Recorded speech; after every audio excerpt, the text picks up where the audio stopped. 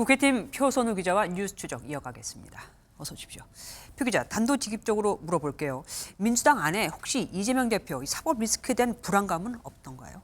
취재를 해보면요. 아직까지 흔들림이 없습니다. 네. 그동안 이 대표 측은 한결같이 2심 무죄를 좀 확신해 왔습니다. 그랬죠. 법리적으로 유죄가 나올 수가 없다고요.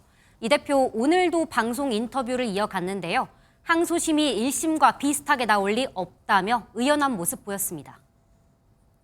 2심이 만약에 이제 1심이랑 비슷하게 나오면 저는 그럴 리가 없다고 봐요.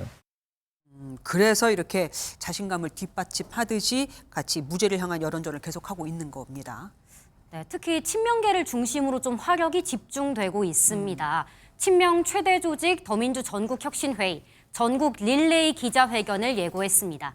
이 전국을 돌면서 이 대표의 재판이 정치검찰의 기획재판이라는 점을 강조한다는 계획입니다. 이 대표 측은 뭐 자신 있는 모습이지만 반대로 이 대권을 노리는 비명계 주자들한테는 2심 선고가 자신들한테는 좀 분위기 반전의 기회가 될 수도 있지 않을까요? 네, 아직 윤 대통령 탄핵 선고 날짜가 나오지 않았지만 또 3월 중순으로 가정을 하고 네. 이 조기 대선이 실시된다고 가정을 해볼 때 이 네. 대표의 항소심 선고와 민주당 대선 경선이 좀 겹칠 가능성이 큽니다.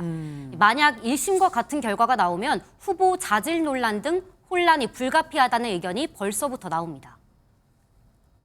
이재명 대표 본인이나 민주당으로서는 정말 이중삼중으로 혼란스러운 상황인 건 뭐 어쩔 수 없고요. 예. 그 정치적으로도 논란이 상당히 이제 있지 않을까. 비명계 잠룡들의 보폭도 차차 넓어지고 있는데요. 김동연 경기지사 오늘 공식적으로는 대구를 첫 방문해서 새로운 제7공화국 시작을 호소했습니다. 네. 대권 후보들의 필수 코스죠. 서문시장도 찾아서 존재감을 드러냈습니다. 그러니까 만약입니다. 2심 선고에서 이재명 대표에게 선거권, 그러니까 피선거권 박탈형이 나온다면 이 야권 주자의 판도 혹시 흔들리진 않을까요? 예, 가정을 좀 전제로 한 내용이라 저희도 취재가 좀 수월하지는 않은데요. 네네. 민주당 내 의원들한테 물어보면요. 종합 재판 결과와 상관없이 이 대표의 대세론 이어질 것으로 보입니다.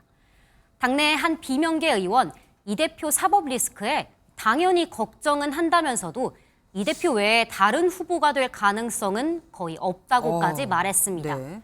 그러면서 유력 대선 후보의 피선거권 박탈을 다루는 선고에 법원이 정치적 부담을 질 수 있을지 의문이라고도 덧붙였습니다. 그래서 이 대표가 이렇게 자신 있게 대선을 염두에 둔 듯한 정책을 계속해서 내놓고 있는 거군요.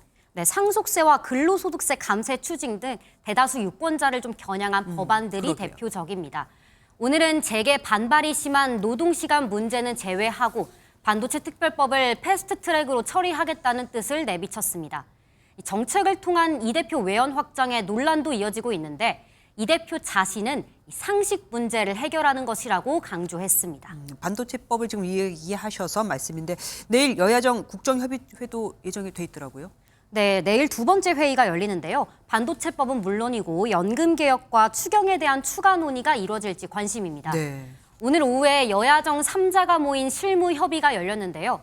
연금개혁의 핵심 쟁점인 소득대체율과 자동조정장치 도입 여부에 대한 이견을 좁히기 위한 회의였는데 실제로 내일 합의 성과물로 나올지 주목됩니다. 예, 지켜봐야겠습니다. 지금까지 표선우 기자와 함께했습니다.